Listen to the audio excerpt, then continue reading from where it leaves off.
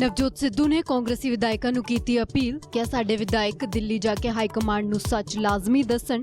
ਬੇਅਦਬੀ ਮਾਮਲੇ 'ਚ ਦੋਸ਼ੀਆਂ ਤੇ ਉਹਨਾਂ ਨੂੰ ਬਚਾਉਣ ਵਾਲਿਆਂ ਲਈ ਮੰਗੀ ਸਜ਼ਾ।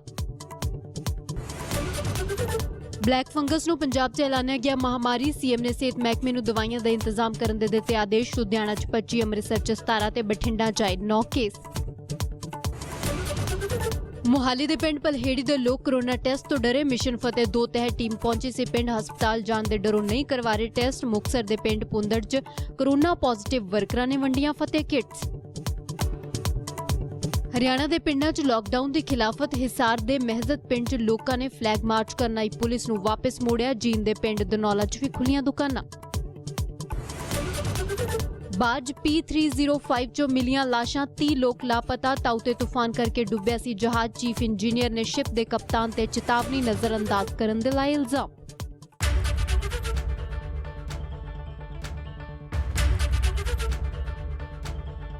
ਪੰਜਾਬ ਸਰਕਾਰ ਨੇ ਬਲੈਕ ਫੰਗਸ ਨੂੰ ਮਹਾਮਾਰੀ ਐਲਾਨ ਦਿੱਤਾ ਹੈ। ਵਧ ਰਹੇ ਕੇਸਾਂ ਦੇ ਮੱਦੇਨਜ਼ਰ ਇਹ ਕਦਮ ਚੁੱਕਿਆ ਗਿਆ ਹੈ। ਕੋਰੋਨਾ ਸੰਕਟ ਦੌਰਾਨ ਪੰਜਾਬ ਭਰ ਦੇ ਵਿੱਚ ਲਗਾਤਾਰ ਬਲੈਕ ਫੰਗਸ ਦੇ ਮਰੀਜ਼ ਸਾਹਮਣੇ ਆ ਰਹੇ ਨੇ। ਇਸ ਰਿਪੋਰਟ 'ਚ ਜਾਣਦੇ ਹਾਂ ਸੂਬੇ 'ਚ ਕਿੱਥੋਂ ਅਤੇ ਕਿੰਨੇ ਮਰੀਜ਼ ਬਲੈਕ ਫੰਗਸ ਦੇ ਰਿਪੋਰਟ ਹੋਏ।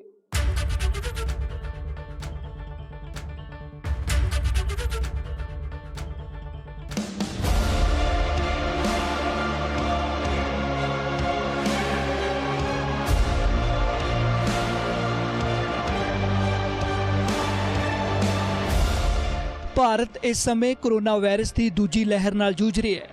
ਇਹਨਾਂ ਹਾਲਾਤਾਂ ਵਿੱਚ ਬਲੈਕ ਫੰਗਸ ਦੇ ਵਧ ਰਹੇ ਮਰੀਜ਼ਾਂ ਨੇ ਵੀ ਚਿੰਤਾ ਵਧਾ ਦਿੱਤੀ ਹੈ। ਪੰਜਾਬ ਦੇ ਵੱਖ-ਵੱਖ ਜ਼ਿਲ੍ਹਿਆਂ ਤੋਂ ਮਰੀਜ਼ ਸਾਹਮਣੇ ਆ ਰਹੇ ਨੇ। ਬਠਿੰਡਾ ਦੇ ਆਦੇਸ਼ ਹਸਪਤਾਲ ਵਿੱਚ ਹੀ ਬਲੈਕ ਫੰਗਸ ਦੇ 9 ਮਰੀਜ਼ ਭਰਤੀ ਨੇ, ਜਿਨ੍ਹਾਂ ਵਿੱਚੋਂ 4 ਮਰੀਜ਼ਾਂ ਦੀ ਜਾਨ ਬਚਾਉਣ ਲਈ ਅੱਖ ਕੱਢਣੀ ਪਈ। ਤਾਂ ਜਦੋਂ ਸਾਡੇ ਕੋਲ ਆ ਰਹੇ ਨੇ, ਸਾਡੇ ਕੋਲ ਲਗਭਗ 2-3 ਮਰੀਜ਼ ਜਿਵੇਂ ਮੈਂ ਤੁਹਾਨੂੰ ਦੱਸਿਆ ਆ ਰਹੇ ਨੇ। ਸਾਡੇ ਕੋਲ ਹੁਣੇ ਪ੍ਰੈਜ਼ੈਂਟਲੀ 9 ਪੇਸ਼ੈਂਟਸ ਐਡਮਿਟਡ ਹੈਗੇ ਨੇ, ਜਿਨ੍ਹਾਂ ਵਿੱਚੋਂ 7 ਪੇਸ਼ੈਂਟਸ ਜਿਹੜੇ ਨੇ ਆਈਸੀਯੂ 'ਚ ਹੈਗੇ ਨੇ। ਉਹਨਾਂ ਵਿੱਚੋਂ 5 ਕ੍ਰਿਟੀਕਲ ਨੇ, 2 ਥੋੜੇ ਠੀਕ ਹਾਲਤ 'ਚ ਹੈਗੇ ਨੇ ਤੇ ਰਿਕਵਰ ਕਰ ਰਹੇ ਨੇ, ਤੇ 2 ਜਿਹੜੇ ਹੈ ਉਹ ਸਾਡੇ ਵਾਰਡ 'ਚ ਹੈਗੇ। ਜਿਹੜੇ ਵਾਰਡ 'ਚ ਵੀ ਹੈਗੇ ਨੇ ਉਹ ਪਹਿਲਾਂ ਆਈਸੀਯੂ 'ਚ ਸੀਗੇ, ਉਹ ਅੱਛੇ ਰਿਕਵਰ ਕਰਕੇ ਉਹ ਵਾਰਡ 'ਚ ਸ਼ਿਫਟ ਹੋ ਗਏ ਨੇ। 3 ਪੇਸ਼ੈਂਟਸ ਅਸੀਂ ਆਲਰੇਡੀ ਡਿਸਚਾਰਜ ਕਰ ਚੁੱਕੇ ਹਾਂ। ਤੇ ਇਹ ਜਿਹੜੇ ਮਾਮਲੇ ਸਾਡੇ ਕੋਲ ਆਏ ਨੇ, 7 ਮਾਮਲੇ ਜਿਹੜੇ ਹੈਗੇ ਉਹਨਾਂ ਵਿੱਚੋਂ 4 ਮਰੀਜ਼ ਇਦਾਂ ਦੇ ਹੈਗੇ ਜਿਨ੍ਹਾਂ ਦੇ ਸਾਨੂੰ ਅੱਖ ਵਾਲਾ ਆਪਰੇਸ਼ਨ ਕਰਨਾ ਪਿਆ। ਉਹਨਾਂ ਦੀ ਅੱਖ ਦੀ ਰੋਸ਼ਨੀ ਜਦੋਂ ਸਾਡੇ ਕੋਲ ਆਏ, ਆਲਰੇਡੀ ਉਹਨਾਂ ਦੀ ਅੱਖ ਦੀ ਰੋਸ਼ਨੀ ਖੋ ਚੁੱਕੇ ਸੀਗੇ, ਤਾਂ ਸਾਨੂੰ ਪੂਰਾ ਅੱਖ ਉਹਨਾਂ ਦੀ ਕੱਢਣੀ ਪਈ। ਬਠਿੰਡਾ ਦੇ ਇਲਾਵਾ ਮੇਨਲੀ ਮੁਕਤਸਰ ਮਾਲਵਾ ਰੀਜਨ ਜਿਹੜਾ ਹੈਗਾ, ਉੱਥੋਂ ਮਾਮਲੇ ਬਹੁਤ ਜ਼ਿਆਦਾ ਆ ਰਹੇ ਨੇ। ਡਾਕਟਰ ਨਵਜੋਤ ਕੌਰ ਮੁਤਾਬਕ ਮਰੀਜ਼ ਦੇਰੀ ਨਾਲ ਪਹੁੰਚ ਰਹੇ ਨੇ, ਜਿਸ ਕਾਰਨ ਬਿਮਾਰੀ ਗੰਭੀਰ ਹੋ ਚੁੱਕੀ ਹੁੰਦੀ ਹੈ। ਅਜਿਹੇ ਵਿੱਚ ਜਾਨ ਬਚਾਉਣ ਲਈ ਪ੍ਰਭਾਵਿਤ ਸਰੀਰ ਦੇ ਹਿੱਸੇ ਨੂੰ ਕੱਢਣਾ ਪੈਂਦਾ ਹੈ, ਕਿਉਂਕਿ ਜ਼ਰੂਰੀ ਹੈ ਬਲੈਕ ਫੰਗਸ ਨੂੰ ਦਿਮਾਗ ਤੱਕ ਪਹੁੰਚਣ ਤੋਂ ਪਹਿਲਾਂ ਮਰੀਜ਼ ਦਾ ਇਲਾਜ ਕੀਤਾ ਜਾ ਸਕੇ। ਬਲੈਕ ਫੰਗਸ ਦਾ ਇਹ ਹੁੰਦਾ ਹੈ ਕਿ ਜਿਹੜੀ ਸਾਡੀ ਸੜੀ ਹੱਡੀ ਹੁੰਦੀ ਹੈ ਉਹਨੂੰ ਸਾਨੂੰ ਕੱਢਣਾ ਬਹੁਤ ਜ਼ਰੂਰੀ ਹੈ। ਜੇ ਅਸੀਂ ਸੜੀ ਵਾਲਾ ਪਾਰਟ ਜਿਹੜਾ ਹੈ ਉਹਨੂੰ ਨਹੀਂ ਕੱਢਾਂਗੇ, ਉੱਥੇ ਪਿਆ ਉੱਥੋਂ ਨਸਾਂ ਦੇ ਥਰੂ ਦਿਮਾਗ 'ਚ ਜਾ ਸਕਦਾ ਹੈ, ਕਿਉਂਕਿ ਨੱਕ ਦੀ ਹੱਡੀ ਜਿਹੜੀ ਹੈਗੀ ਹੈ, ਨੱਕ ਦੇ ਇੱਕੋ ਹੱਡੀ ਹੈ ਜਿਹੜੀ ਅੱਖ ਨੂੰ ਸੈਪਰੇਟ ਕਰ ਰਹੀ ਹੈ, ਇੱਕੋ ਹੱਡੀ ਹੈ ਜਿਹੜੀ ਦਿਮਾਗ ਨੂੰ ਸੈਪਰੇਟ ਕਰ ਰਹੀ ਹੈ। ਜੇ ਨੱਕ ਦੀ ਬਿਮਾਰੀ ਹੈਗੀ ਹੈ, ਉਹ ਅਸੀਂ ਸੜੀ ਹੋਈ ਹੱਡੀ ਜੇ ਨਹੀਂ ਕੱਢੀ, ਬਲੈਕ ਫੰਗਸ ਜੇ ਹੈਗੀ ਹੈ ਅੱਖ 'ਚ ਫਟਾਫਟ ਜਾਏਗੀ ਤੇ ਉਦੋਂ ਹੀ ਸਾਡੇ ਦਿਮਾਗ 'ਚ ਵੀ ਜਾ ਸਕਦੀ ਹੈ। ਦਿਮਾਗ 'ਚ ਜਾਏਗੀ ਤੇ ਅਧਰੰਗ ਹੋ ਸਕਦਾ ਹੈ, ਤੇ ਇਹ ਬਹੁਤ ਐਮਰਜੈਂਸੀ ਪ੍ਰੋਸੀਜਰ ਹੈ। ਮੇਰਾ ਇਹ ਕਹਿਣਾ ਹੈ ਕਿ ਜਿੰਨੀ ਜਲਦੀ ਪੇਸ਼ੈਂਟਸ ਨੂੰ ਡਾਇਗਨੋਜ਼ ਕਰਕੇ, ਜੇ ਸਾਡੇ RMPs ਜਾਂ ਪੈਰੀਫਰੀ ਦੇ ਡਾਕਟਰਸ ਹੈਗੇ ਆ, ਜਿੰਨਾ ਜਲਦੀ ਇਹਨਾਂ ਨੂੰ ਡਾਇਗਨੋਜ਼ ਕਰਨ, ਜਿੰਨਾ ਜਲਦੀ ਇਹਨੂੰ ਪਕੜਨ, ਫੜ ਚਾਏ, ਤੇ ਉਹਦੇ ਬਾਅਦ ਇਹ ਆਦੇਸ਼ ਹਸਪੀਟਲ ਇੱਥੇ ਅੱਛਾ ਸਹੀ ਇਲਾਜ ਹੋ ਰਿਹਾ ਹੈ, ਇੱਥੇ ਰੈਫਰ ਕੀਤਾ ਜਾਏ ਤੇ ਜਲਦੀ ਉਹਦਾ ਅਸੀਂ ਜੇ ਲਿਮਿਟਡ ਡਿਜ਼ੀਜ਼ ਹੈਗੀ ਹੈ, ਜਿਵੇਂ ਹਜੇ ਸਿਰਫ ਨੱਕ ਦੀ ਹੱਡੀ ਸੜੀ ਹੈ, ਉਹਨੂੰ ਕੱਢ ਦਾਂਗੇ ਤਾਂ ਅੱਖ ਬਚ ਜਾਏਗੀ, ਦਿਮਾਗ ਵੱਲ ਨਹੀਂ ਜਾਏਗੀ, ਤੇ ਬਾਕੀ ਤਾਂ ਦਵਾਈਆਂ ਦਾ ਕੰਮ ਚੱਲ ਹੀ ਰਿਹਾ ਹੈ। ਉਧਰ ਅੰਮ੍ਰਿਤਸਰ ਵਿੱਚ ਵੀ ਬਲੈਕ ਫੰਗਸ ਦੇ 17 ਮਰੀਜ਼ ਸਾਹਮਣੇ ਆਏ ਨੇ। Civil surgeon doctor Charanjit Singh ਦੱਸਦੇ ਨੇ ਕਿ ਜ਼ਿਆਦਾ ਮਰੀਜ਼ ਉਹ ਨੇ ਜੋ ਵੱਧ ਸਮਾਂ ਹਸਪਤਾਲ ਰਹੇ ਹੋਣ ਜਾਂ ਸ਼ੂਗਰ ਦੇ ਮਰੀਜ਼ ਹੋਣ। ਤੇ ਪਿਛਲੇ ਦਿਨਾਂ 'ਚ ਅੰਮ੍ਰਿਤਸਰ 'ਚ ਟੋਟਲ 17 ਕੇਸ ਜਿਹੜੇ ਹੈਗੇ ਆ ਉਹ ਹੋਏ ਆ, ਤੇ ਸਾਈਨ ਸਿੰਪਟਮ ਜਿਹੜੇ ਹੈਗੇ ਆ ਉਹਨਾਂ ਦੇ ਪਾਏ ਗਏ ਆ। ਇਹਦਾ ਯੂਜ਼ਲੀ ਜਿਹੜਾ ਕਾਰਨ ਹੈਗਾ ਕਿ ਜਿਹੜੇ ਲੋਕ ਡਾਇਬਟਿਕ ਨੇ, ਕਰੋਨਾ ਹੋਇਆ, ਇਮਿਊਨਿਟੀ ਘੱਟ ਆ, ਲੌਂਗ ਸਟੇ ਹਸਪੀਟਲ ਹੋ ਜਾਂਦਾ, ਐਕਸੈਸਿਵ ਯੂਜ਼ ਆਫ ਸਟੀਰੋਇਡਸ ਹੈਗਾ, ਇਹ ਨੰਬਰ ਆਫ ਫੈਕਟਰਸ ਹੈਗੇ ਜਿਹੜੇ ਕਿ ਇਹ ਚੀਜ਼ ਨੂੰ ਕਰ ਸਕਦੇ ਆ। ਤੇ ਇਸ ਲਈ ਅਸੀਂ ਕਹਿੰਦੇ ਹਾਂ ਕਿ ਜਿਹੜੀ ਤੁਸੀਂ ਮਾਸਕ ਹੈਗਾ ਮਾਸਕਿੰਗ ਉਹਨੂੰ ਸਮੇਂ ਸਿਰ ਜਿਹੜੀ ਆ ਮਾਸਕ ਜਿਹੜਾ ਲਗਾ ਕੇ ਰੱਖਣਾ ਚਾਹੀਦਾ, ਕਿਉਂਕਿ ਜਿਹੜਾ ਇਹ ਫੰਗਲ ਹੈਵੀ ਫੰਗਸ ਆ ਇਹ ਤੁਹਾਡੇ ਘਰਾਂ ਵਿੱਚ, ਦਫ਼ਤਰਾਂ 'ਚ, ਹਸਪਤਾਲਾਂ 'ਚ ਹਰ ਜਗ੍ਹਾ ਮੌਜੂਦ ਹੈਗੀ ਹੈ। ਤੇ ਜਦੋਂ ਵੀ ਬੰਦੇ ਦੀ ਇਮਿਊਨਿਟੀ ਘੱਟ ਜਾਂਦੀ ਆ ਕਿਸੇ ਵੀ ਕਾਰਨ, ਤੇ ਉਹਨੂੰ ਜਿਹੜਾ ਹੈਗਾ ਉਹ ਪ੍ਰੀ ਡਿਸਪੋਜ਼ ਹੋ ਜਾਂਦਾ, ਕਿਉਂਕਿ ਲੁਧਿਆਣਾ ਵਿੱਚ ਵੀ 20 ਤੋਂ 25 ਮਰੀਜ਼ ਪਿਛਲੇ ਸਾਲ ਤੋਂ ਹੁਣ ਤੱਕ ਆ ਚੁੱਕੇ ਨੇ। 15 ਮਈ ਨੂੰ ਡੀਐਮਸੀ ਲੁਧਿਆਣਾ ਦੇ ਡਾਕਟਰ ਮਨੀਸ਼ ਮੁੰਜਾਲ ਨੇ ਇਸ ਗੱਲ ਦੀ ਪੁਸ਼ਟੀ ਕੀਤੀ ਸੀ। नहीं, वैसे हम देखो मरीज़ जो हैं हमारे पास दो तरह के हैं। एक तो जिनमें इस टाइम पे कोविड के टाइम में जिनको पहले शुगर थी उन्होंने अपना प्रॉपर ट्रीटमेंट नहीं किया, उनके कोविड तो नेगेटिव है पर फिर भी उनके अंदर ये म्यूकर की तो काले फंगस की प्रॉब्लम आ चुकी है। एक तो ये मरीज़ है। दूसरे हैं जिनके कोविड से ट्रीट हो चुके, उसके बाद उनकी लेट स्टेज में 4 से 6 हफ्ते बाद ये प्रॉब्लम है। तो ऐसे हमारे पास ऑलमोस्ट 20 से 25 मरीज़ पिछले साल से अभी तक हमारे पास आ चुके हैं। ਪੰਜਾਬ ਵਿੱਚ ਮਰੀਜ਼ਾਂ ਦੀ ਤਾਦਾਦ ਲਗਾਤਾਰ ਵਧ ਰਹੀ ਹੈ। ਅਜਿਹੇ ਵਿੱਚ ਹੋਰ ਵੀ ਸਾਵਧਾਨੀ ਦੀ ਲੋੜ ਹੈ, ਕਿਉਂਕਿ ਕਰੋਨਾ ਨਾਲ ਜੂਝ ਰਹੇ, ਠੀਕ ਹੋਏ ਤੇ ਸ਼ੂਗਰ ਮਰੀਜ਼ਾਂ ਨੂੰ ਬਲੈਕ ਫੰਗਸ ਆਪਣੀ ਲਪੇਟ 'ਚ ਲੈ ਰਿਹਾ ਹੈ। ਵੱਡਾ ਕਾਰਨ ਕਿਸੇ ਵੀ ਤਰ੍ਹਾਂ ਦੀ ਦਵਾਈ ਦੇ ਵੱਧ ਇਸਤੇਮਾਲ ਕਾਰਨ ਇਹ ਬਿਮਾਰੀ ਜ਼ਿਆਦਾ ਪਨਪਦੀ ਹੈ।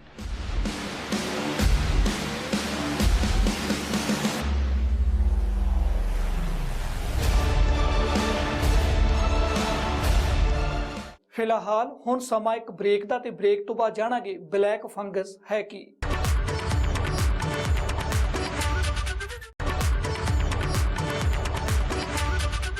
ਆਖਿਰ ਬਲੈਕ ਫੰਗਸ ਹੈ ਕੀ, ਇਸ ਦੇ ਲੱਛਣ ਕੀ ਨੇ, ਕਿਹੜੇ ਲੋਕਾਂ ਨੂੰ ਇਸ ਬਿਮਾਰੀ ਤੋਂ ਸਭ ਤੋਂ ਵੱਧ ਖਤਰਾ ਹੈ, ਬਲੈਕ ਫੰਗਸ ਤੋਂ ਬਚਿਆ ਕਿਵੇਂ ਜਾ ਸਕਦਾ ਹੈ, ਇਸ ਰਿਪੋਰਟ ਰਾਹੀਂ ਜਾਣਦੇ ਹਾਂ।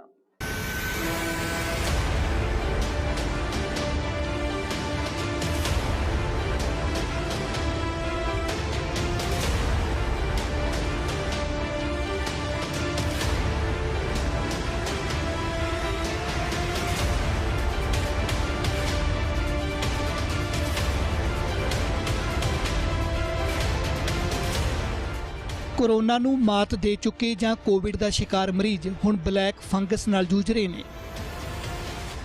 ਬਲੈਕ ਫੰਗਸ ਨੂੰ ਮਿਊਕੋਰਮਾਈਕੋਸਿਸ ਵੀ ਕਹਿੰਦੇ ਨੇ। ਵਾਤਾਵਰਣ 'ਚ ਮਿਊਕਰ ਨਾਮ ਦੇ ਕਵਕ ਤੋਂ ਹੁੰਦਾ ਹੈ। ਇਨਫੈਕਸ਼ਨ ਮਿੱਟੀ, ਪੌਦੇ, ਗਲੇ सड़े फल ਤੇ सब्जियां तो ਹੁੰਦੀ है। वैसे फंगस जो है वो ब्लैक नहीं होता, वो वाइटिश रंग का होता है। पर वो ये जो फंगस है ये खास फंगस है जिसको हम म्यूकर फंगस कहते हैं, जो नाड़ों के अंदर फैलता है और नाड़ों के अंदर फैल के नाड़ को ब्लॉक कर देगा। तो जहाँ भी खून की सप्लाई है वो कम हो जाएगी, वो एरिया डेड हो गया है, ब्लैक हो गया है। तो इसलिए इसका नाम मिसनोमर है, वैसे ब्लैक फंगस कहना शुरू कर दिया। जैसे कोविड ਸਮੇਂ ਸਿਰ ਪਤਾ ਨਾ ਚੱਲਣ ਉੱਤੇ ਇਹ ਬਿਮਾਰੀ ਖਤਰਨਾਕ ਸਾਬਿਤ ਹੁੰਦੀ ਹੈ। ਇਸ ਬਿਮਾਰੀ ਦੇ ਲੱਛਣਾਂ ਦੇ ਵਿੱਚ ਨੱਕ ਦਾ ਬੰਦ ਹੋ ਜਾਣਾ ਤੇ ਦਰਦ ਹੋਣਾ, ਨੱਕ ਚੋਂ ਖੂਨ ਨਿਕਲਣਾ, ਨੱਕ ਚੋਂ ਕਾਲਾ ਕਾਲਾ ਕੁਝ ਤਰਲ ਆਉਣਾ, ਨੱਕ ਦੇ ਆਸ-ਪਾਸ ਕਾਲੇ ਧੱਬੇ ਪੈਣੇ, ਅੱਖਾਂ 'ਚ ਸੋਜ ਆਉਣੀ ਜਾਂ ਦਰਦ ਹੋਣਾ, ਅੱਖਾਂ 'ਚੋਂ ਪਾਣੀ ਦਾ ਆਉਣਾ, ਅੱਖਾਂ ਦੀਆਂ ਪਲਕਾਂ ਦਾ ਡਿੱਗਣਾ, ਸਾਫ਼ ਵਿਖਾਈ ਨਾ ਦੇਣਾ ਜਾਂ ਅੰਨਾਪਣ ਹੋਣਾ, ਦੰਦਾਂ 'ਚ ਦਰਦ ਹੋਣਾ ਜਾਂ ਦੰਦਾਂ ਦਾ ਝੜਨਾ, ਮੂੰਹ ਦੇ ਅੰਦਰ ਜਾਂ ਆਸ-ਪਾਸ ਸੋਜ ਆਉਣੀ, ਚਿਹਰੇ ਦੇ ਕਿਸੇ ਹਿੱਸੇ ਦਾ ਸੁੰਨ ਹੋ ਜਾਣਾ, ਚਿਹਰੇ ਤੇ ਝੁੰਚਣੀ ਜਿਹੀ ਮਹਿਸੂਸ ਹੋਣੀ, ਬੁਖਾਰ ਰਹਿਣਾ ਜਾਂ ਸਿਰ ਦਰਦ ਹੋਣਾ, ਛਾਤੀ 'ਚ ਦਰਦ ਜਾਂ ਸਾਹ ਲੈਣ 'ਚ तकलीफ। जो मरीज़ है उसके अंदर नाक बंद हो जाएगा, नाक को जोर से खींचेगा जिसको स्निफिंग कहते हैं, नाक में से ब्लड आएगा, नाक पे सोजिश होगी या पेशेंट के नाक की स्मेल चली जाएगी। इस तरह के मरीज़ जो हैं वो नाक के लक्षण में आते हैं। दूसरे लक्षण जो हमारे पास आते हैं वो होता है कि चीक के ऊपर इस एरिया में सूनपन रहता है और कई बारी हमारे पास आँख के एरिया में सोजिश, ऊपर की आँख नीचे की आँख दोनों में सोजिश, आँख का जो है बाएं दाएं देखने का बंद हो गया, प्रॉब्लम आ गई उसमें, फिर आँख बाहर को निकल जाती है, फिर आँख के ऊपर सोजिश है जो कंजंक्टिवा है उसमें सोजिश से आई हुई है, कई बारी आँख लाल हुई पड़ी है और कई बारी एकदम नज़र चली जाती है। ये तो आँख के लक्षण हो जाते हैं। फिर मरीज़ के पास ऐसे लक्षण भी आते हैं जो डेंटिस्ट के थ्रू आते हैं, तालू देखा काला हो गया, तालू पे सुनपन आ गया, दांत गिरने शुरू हो गए, या कई बार मरीज़ जो बहुत एडवांस स्टेज में होता है उसके दौरे पड़ने शुरू हो जाते हैं, सिर दर्द हो रहा होता है या एकदम सोना शुरू हो जाता है जिसको ऑल्टर्ड सेंसोरियम कहते हैं। तो जैसे जैसे बीमारी आगे आगे फैली जाती है नाक से लेके साइनस में, साइनस से आँख में, आँख से ब्रेन में, वैसे वैसे लक्षण आते हैं। तो सबसे एडवांस स्टेज में क्या होता है कि इस एरिया पे काली सी पापड़ी होती है, इस एरिया में भी काली सी पापड़ी, आंखों के आगे काली सी पापड़ी। ये काली सी पापड़ी ने इसको नाम दे दिया है ब्लैक फंगस। ऐसा है कि जब ये नाक से साइनस में जाता है तो आँख जो है हमारी नाक के साइड पे पड़ी है, साइनस के ऊपर पड़ी है, तो दोनों के बीच में जो नाड़ें होती हैं उनके अंदर से ये फंगस आँख के अंदर चला जाता है। आँख की जो ड्रेनेज है, जो वीनस ड्रेनेज है, वो ड्रेनेज ब्लॉक हो जाती है। तो सबसे पहली स्टेज में हमारे पास आँख सूज जाएगी, आसपास सोजिश हो जाएगी, फिर आँख से पानी आना शुरू हो जाएगा, आँख पे लालीपन आ जाएगी, फिर आँख बाहर को निकलनी शुरू हो जाएगी, फिर एकदम कई बारी सीधे आँख की नाड़ पे प्रेशर पड़ के नज़र चली जाती है, कई बारी क्या होता है एकदम नज़र चली जाती है। तो ये दो चीज़ें हमारे पास पहले भी ऐसे केस आते थे, आजकल बस यही है कि थोड़े बढ़ गए हैं। ਇਹਨਾਂ तमाम ਲੱਛਣਾਂ ਬਾਅਦ ਜ਼ਰੂਰੀ ਹੈ ਕਿ ਤੁਸੀਂ ਡਾਕਟਰ ਤੱਕ ਛੇਤੀ ਪਹੁੰਚ ਕਰੋ। ਇਹ ਬਿਮਾਰੀ ਇੰਨੀ ਆਮ ਨਹੀਂ, ਇਸ ਲਈ ਕੁਝ ਖਾਸ ਕਿਸਮ ਦੇ ਮਰੀਜ਼ਾਂ ਨੂੰ ਬਲੈਕ ਫੰਗਸ ਦੀ ਸ਼ਿਕਾਇਤ ਜ਼ਿਆਦਾ ਆ ਰਹੀ ਹੈ। ਉਹਨਾਂ ਦੇ ਵਿੱਚ कोरोना तो पीड़ित गंभीर मरीज ਜਾਂ ठीक होए, ਸ਼ੂਗਰ ਦੇ ਜਾਂ ਕਿਸੇ ਪੁਰਾਣੀ ਬਿਮਾਰੀ ਦੇ ਮਰੀਜ਼, कैंसर ਦਾ इलाज करवा रहे मरीज, जो मरीज ज़्यादा समा ICU च रहे, किसी भी तरह की दवाई मरीज खुद ले रहे हों। तो ये ब्लैक फंगस जो है ये आजकल हमारे पास ज़्यादा केसेस इसलिए आ गए हैं कि कई बारी मरीज़ों को लाइफ सेविंग ड्रग्स दिए जा रहे हैं जो कि स्टीरॉयड्स दे रहे होते हैं। तो फेफड़ों को बचाने के लिए जो दवाई दी गई है वो दवाइयाँ कई बार पेशेंट बाद में अपने आप ही ले जा रहा होता है, अनकंट्रोल्ड में उसका शुगर भी बढ़ जाती होती है।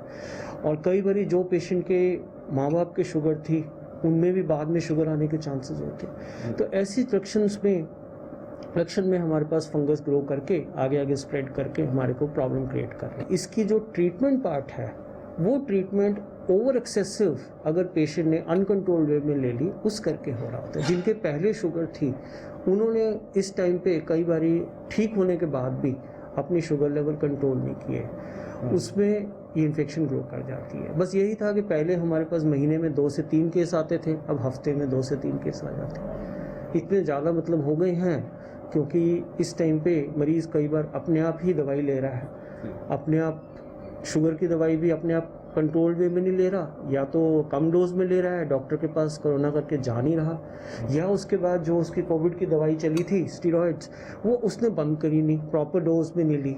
तो बेसिक ਅਸੀਂ ਇਸ ਖਤਰਨਾਕ ਬਿਮਾਰੀ ਤੋਂ ਕੁਝ ਸਾਵਧਾਨੀਆਂ ਨਾਲ ਆਸਾਨ ਤਰੀਕੇ ਨਾਲ ਬਚ ਸਕਦੇ ਹਾਂ। ਜ਼ਰੂਰੀ ਹੈ ਤੁਸੀਂ कोरोना तो ठीक होने बाद भी आइसोलेट रहो,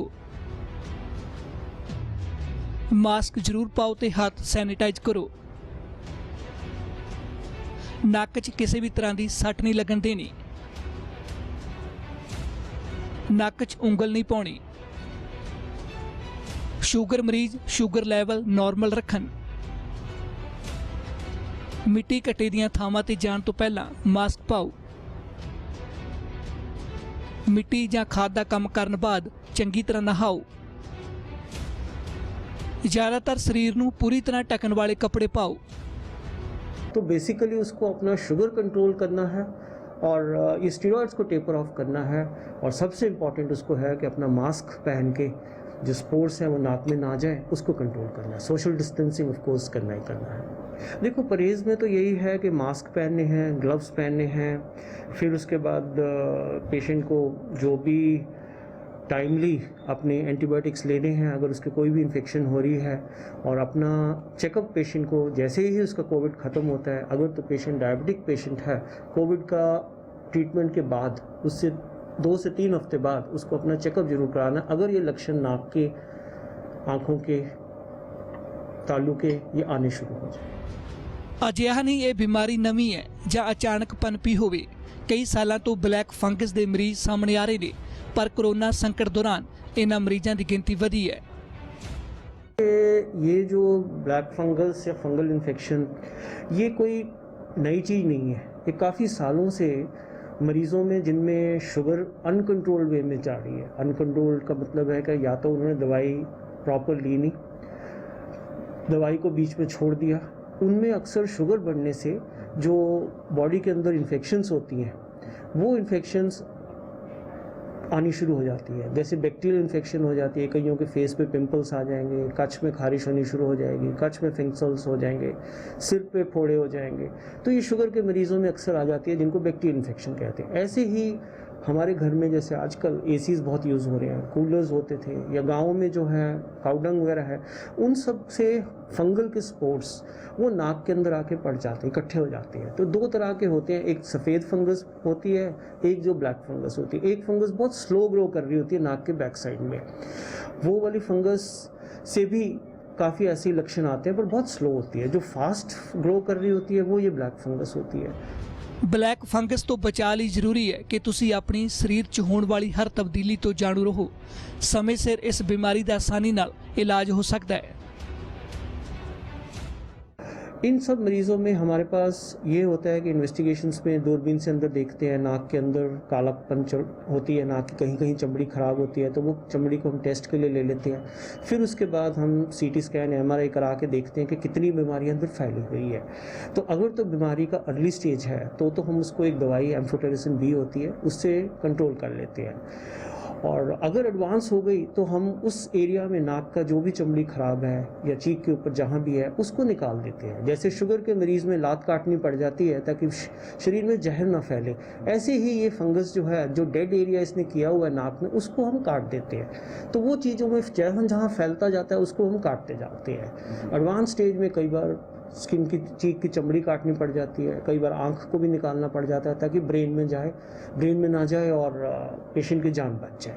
पर ये सब चीज़ों से पहले हमें सबसे ज़रूरी है कि पेशेंट के फेफड़े ठीक हों, अपनी जो जान बची हो, तब जाके हम कोविड की ये सर्जरीज के लिए पेशेंट फिट हो तो हम करा जाए। ਸਾਫ਼ ਹੈ ਇਸ ਬਿਮਾਰੀ ਦਾ ਇਲਾਜ ਸੰਭਵ ਹੈ। ਲੋੜ ਹੈ ਬਸ ਸਮੇਂ ਸਿਰ ਡਾਕਟਰ ਕੋਲ ਪਹੁੰਚਣ ਦੀ। ਲੱਛਣ ਵਿਖਣ ਬਾਅਦ ਕਿਸੇ ਵੀ ਤਰ੍ਹਾਂ ਦੀ ਦੇਰ ਬਿਮਾਰੀ ਨੂੰ ਗੰਭੀਰ ਬਣਾ ਸਕਦੀ ਹੈ।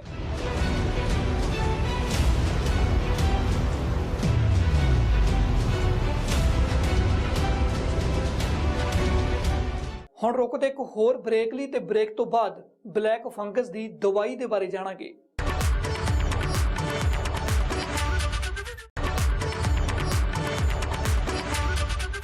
ਬਲੈਕ ਫੰਗਸ ਤੋਂ ਬਚਣ ਲਈ ਐਮਫੋਟੇਰਿਸਿਨ B ਨਾਮ ਦੀ ਦਵਾਈ ਪ੍ਰਭਾਵੀ ਹੈ। ਇਸ ਦੇ ਵੀ ਅੱਗੇ 2 ਰੂਪ ਨੇ। ਜਿਵੇਂ ਜਿਵੇਂ ਹਸਪਤਾਲਾਂ 'ਚ ਮਰੀਜ਼ ਵਧ ਰਹੇ ਨੇ, ਦਵਾਈ ਦੀ ਵੀ ਕਿੱਲਤ ਮਹਿਸੂਸ ਹੋ ਰਹੀ ਹੈ, ਜੋ ਵੱਡੀ ਚਿੰਤਾ ਦੀ ਗੱਲ ਹੈ।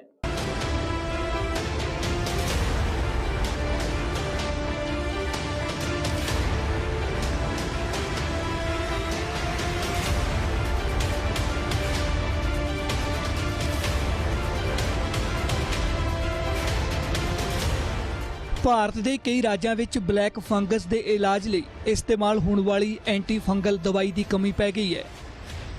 ਐਮਫੋਟੇਰਿਸਿਨ B ਨਾਮ ਦੀ ਇਹ ਦਵਾਈ ਭਾਰਤ ਦੀਆਂ ਕਈ ਕੰਪਨੀਆਂ ਬਣਾਉਂਦੀਆਂ ਨੇ, पर हुण ये ब्लैक मार्केट च मिल रही है। ये जो इसका जो ट्रीटमेंट होता है ये थोड़ा सा लंबा ट्रीटमेंट होता है। एम्फोटेरिसिन B जो दवाई है उसके 2 टाइप्स होती हैं। एक तो थोड़ी सस्ती दवाई होती है जो 300-400 रुपये के बीच में आती है। दूसरी जो दवाई होती है उसको कहते हैं लाइपोसोमल एम्फोटेरिसिन, जो थोड़ी महंगी होती है, वो आपकी 2500-3000 की होती है। और जब ये दवाई देते हैं जो हल्की दवाई देते हैं उसको किडनी पे इफेक्ट पड़ता है, तो उसकी मॉनिटरिंग चाहिए। और जो दूसरी दवाई होती है, महंगी दवाई होती है, उसका भी हमें डर होता है कि इसके बाद कोई बुखार ना हो लिवर पे, किडनीज पे, ये जो मेडिसिन इफेक्ट कर जाती है, इसलिए इसकी मॉनिटरिंग चाहिए। और कम से कम इसका जो इलाज है हमारा 4 से 6 हफ्ते तक चलता रहता होता है।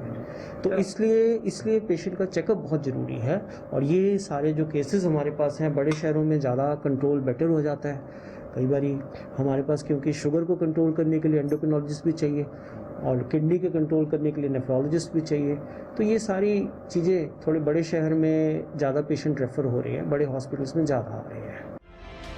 ਬਠਿੰਡਾ ਦੇ ਆਦੇਸ਼ ਹਸਪਤਾਲ ਵਿੱਚ ਡਾਕਟਰ ਨਵਜੋਤ ਕੌਰ ਮੁਤਾਬਕ ਉਹਨਾਂ ਕੋਲ ਦਵਾਈ ਦੀ ਥੋੜ ਹੈ, ਪਰ ਬਦਲ ਵਜੋਂ ਕਈ ਦਵਾਈਆਂ ਮੌਜੂਦ ਨੇ।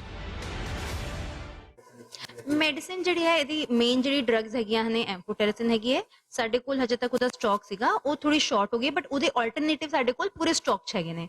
ਇਹਦੇ ਚ ਮੋਸਟ ਪੋਟੈਂਟ ਡਰੱਗਸ ਜਿਹੜੇ ਹੁੰਦੇ, ਮੈਂ ਨਾਮ ਤੁਹਾਨੂੰ ਦੱਸ ਦਿੰਦੀ ਹਾਂ। ਐਂਫੋਟੈਰਾਸਿਨ ਹੈਗੇ, ਇੱਕ ਪੋਸਾਕੋਨਾਜ਼ੋਲ ਹੈ, ਇੱਕ ਆਈਸੋਵੋਕੋਨਾਜ਼ੋਲ ਹੈ। ਇਹ 3 ਡਰੱਗਸ ਹੈਗੇ ਆ। ਤਾਂ ਸਾਡੇ ਕੋਲ ਜੇ ਐਂਫੋਟੈਰਾਸਿਨ ਦੀ ਸ਼ਾਰਟੇਜ ਹੈ ਉਹ ਅਸੀਂ ਅਰੇਂਜ ਕਰ ਰਹੇ ਹਾਂ। ਉਹ ਹਜੇ ਤੱਕ ਸਾਡੇ ਕੋਲ ਸੀਗੇ, ਸਾਡੇ ਪੇਸ਼ੈਂਟਸ ਕੋਲ ਜਿੰਨੇ ਐਡਮਿਟਡ ਹੈ ਮਿਲ ਰਹੀ ਸੀ।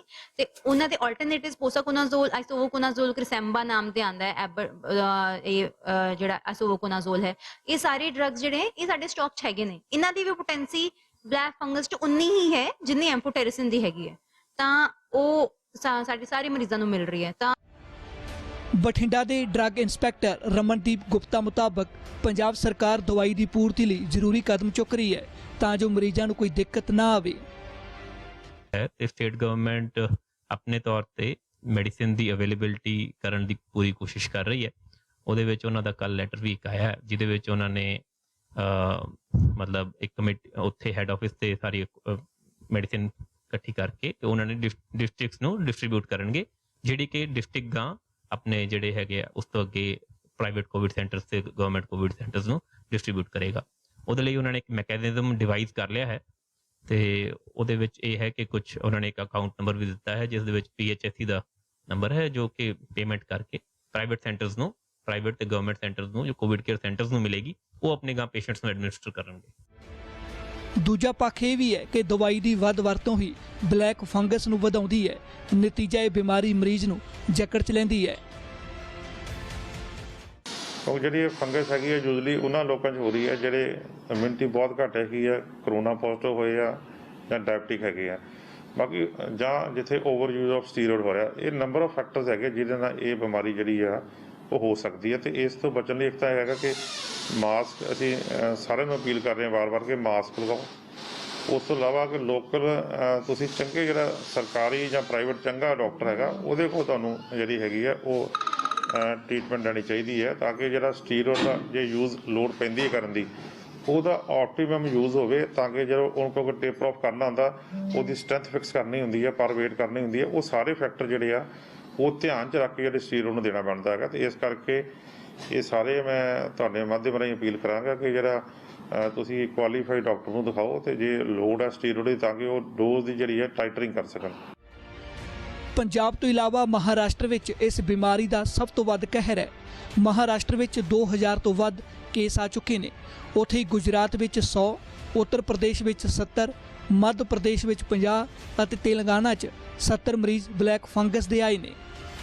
ਅਜਿਹੇ ਵਿੱਚ ਲੋੜ ਹੈ ਕੇਂਦਰ ਅਤੇ ਸੂਬਾ ਸਰਕਾਰਾਂ ਨੂੰ ਕਰੋਨਾ ਨਾਲ ਇਸ ਬਿਮਾਰੀ ਨਾਲ ਨਜਿੱਠਣ ਦੀ, ਕਿਉਂਕਿ ਕਿਧਰੇ ਇਹ ਨਾ ਹੋਵੇ ਕਰੋਨਾ ਵੈਕਸੀਨ ਦੀ ਤਰ੍ਹਾਂ ਲੋਕਾਂ ਨੂੰ ਬਲੈਕ ਫੰਗਸ ਦੀ ਦਵਾਈ ਲਈ ਵੀ 2-4 ਹੋਣਾ ਪਵੇ।